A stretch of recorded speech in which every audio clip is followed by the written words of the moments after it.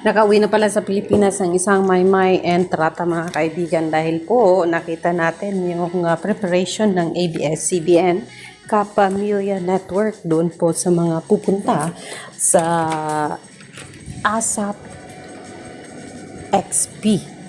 Siyempre sa Australia po yan mga kaibigan. So yes, ang sabi dito ni Kapamilya TFC, biometrics done.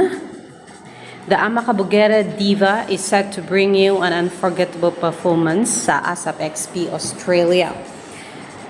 Aside from that, base sa balita dito, ay may 20% off ang tickets till June 30 po. So, if you are from Australia or malapit lang kayo doon na pwede kayong magbiyahe, lilipad pagod ng Australia mga kaibigan, meron po silang 20% off para sa mga tickets hanggang June 30 po.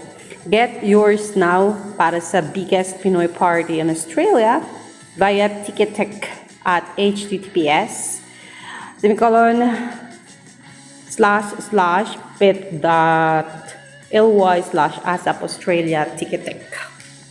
Ayan po yan mga kaibigan.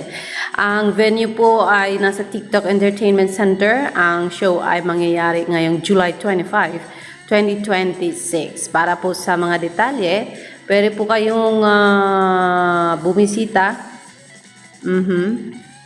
sa website ng ABS-CBN. Hindi lang po si Maymay ang handa para sa show na yan mga kaibigan, kasi nakita rin po natin ang iba't ibang individual na handang-handa na rin po.